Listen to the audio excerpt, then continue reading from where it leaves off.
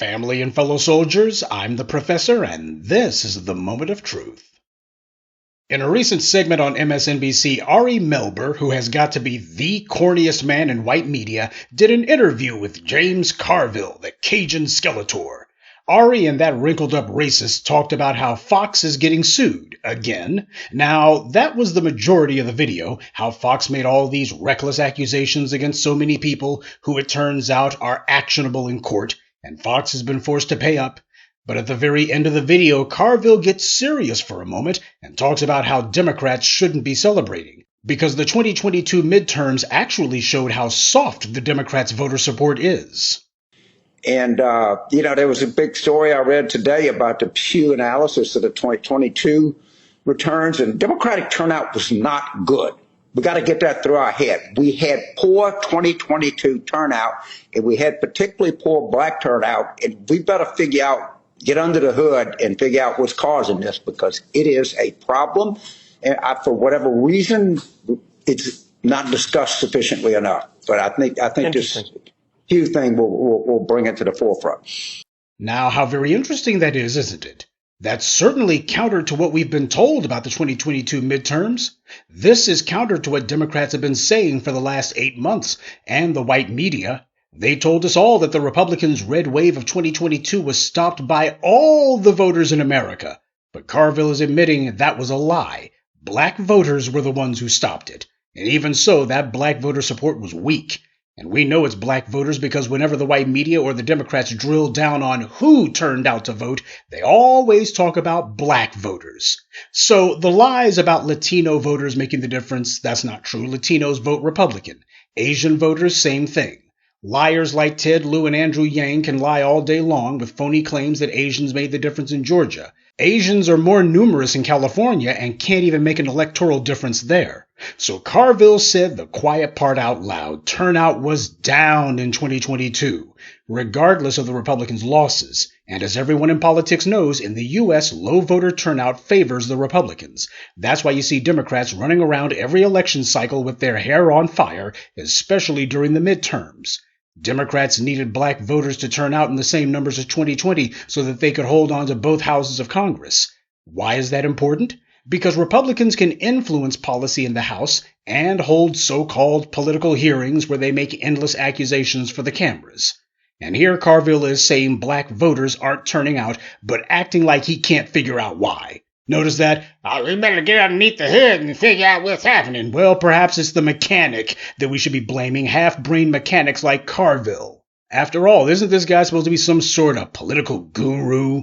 Isn't he supposed to be some sort of political expert, a genius at reading the political tea leaves? And yet on this, the most basic, pig-simple subject of all, and he's from Louisiana, by the way, down in South Louisiana, the only way you would get farther south than that is if you spoke Spanish. And yet the creepy Cajun from South Louisiana, who his house is basically sandwiched in between New Orleans and Baton Rouge, two of the largest, blackest enclaves in the Deep South, he can't even tell you why his black neighbors didn't want to show up to vote. I mean, how long has he been doing this political consulting thing? At least 35 years or so. He lives around black folks, claims to be some sort of political expert where black folks are concerned, and yet when it comes to why black people didn't turn out to vote, he doesn't have a clue. He's totally clueless. So that tells you everything you need to know about the genius James Carville. Now, of course, the first thing that needs to be said is that whenever somebody asks for advice, it's usually because they already know the answer, but wish that they didn't. The simple answer is the reason black voters aren't turning out is because white racists like James Carville are not offering us anything. They insult us, demean us, condescend to us. They tell us that our interests are political poison. They try to delegitimize us, and then the bastards have the nerve to act like they don't know why we choose to stay home. That's because nothing of interest to us is on the ballot. Carville knows all of this. He knows exactly what the problem is, and he's known it for decades. So when you see him pretending like he doesn't know what's going on, don't buy it. Carville and the DNC leadership have been trying to get us to stop asserting our interests and our rights since forever. We've been holding their feet to the fire for refusing to produce tangibles for us like they do for all these other groups who don't even vote for them. We've also held their feet to the fire about all these crimes against black people that they refuse to prosecute. The political promises such as Biden's so-called Police Accountability Commission and the George Floyd Act and other empty political slogans, lies, and such, we reminded people that all of these admittedly weak and empty promises, they didn't even come through on. We're not letting people forget that they lied. As soon as they got in office, they said, okay, forget about all that stuff that we said. What this New Orleans nitwit is saying is, we got to get these dumb Negroes back to the polls to vote for nothing. Somebody's smartening these younger black voters up, and we got to stop this. He's just another white racist who thinks that it's his job to bark out orders at black people, and he has to prove that when he wags his bony skeletal finger at us, that we'll be intimidated or confused or otherwise we'll start towing the line. Only we're not. So this is nothing more than a white leftist dog whistle for them needing to bring in some more sellout bought and paid for black rhetoricians to see if their pet Negroes can con us, because the white leftists failed to do it. This is about white power setting up a closed loop of confirmation bias for their position. They deny that there's a problem, and if that doesn't work, they say it's not so bad, and if that doesn't work, they claim that everyone is against whomever the people are who they're failing to control, and then finally they admit that there's been a problem all along, but don't worry, we have these paid shills over here who agree with us, so everything's still under control. We saw Joke Reed doing that, attacking us as being Russian bots, until that fell apart, and Negro Jim Clyburn griping about stop sloganizing in regards to defunding the police in 2020. He's the safe Negro who white power told to say that, and he did. He was whining, complaining, and saying that calls to defund the police would cost Democrats the Senate in 2020, but instead it increased voter turnout. It was calls to punish the police that won the Senate for the Democrats. See, this isn't about the reality. What it's about is bending and warping public perception, particularly black folks' perception, and fooling us into thinking that anything we want doesn't work, so we might as well settle for whatever they give us, which of course will be nothing. And when evidence makes it unquestionably clear that what we want works, they have to find a way to lie to us, to excuse it away, browbeat us back into submission. The white media's job is not to report news or even facts. The white media's job is to push the interests of established white power and convince you that that's the truth. See, when they tell you that what you want as a black person is dangerous and is political poison and you're going to lose elections, nobody's with you, oh, that's not blatant white racist propaganda. That's just a statement of the facts. When in reality, they're covering up the facts. They're lying big and seeing if you have the confidence to refuse to believe their lies. But at no point do you see Carville say a word about what black people need to be given in order to motivate us to vote. That never comes up. He doesn't say a word about that, not because he doesn't know, but because, as he showed with his asinine whining about calls to defund the police, he knows at least one of the things black voters have demanded, and he opposes it vehemently. And there's not a peep from him about black people being prioritized for federal money at all. Nothing about putting money in our hands or anything else for that matter. It's just the same old, they just need to vote. No cure for stupid. And speaking of stupid, you have these white pundits who have been hanging on Skeletor's every drawl and utterance, and he's telling them whoever can win black churchgoers in the South will be the nominee in 2028. I'm going to give you what I think and what I want for the Democratic side first. I really think it's going to be Kamala. I think it's going to be very challenging to beat her. I know this is kind of a zag take right now. It's like I would think that the vice president would be the next nominee, but for whatever reason, people are very down on her. I just think it's going to be very challenging to beat a black woman in a Democratic primary. And James Carville has a good rule of thumb, which is whoever can win in the black churches in the South is going to be the Democratic nominee.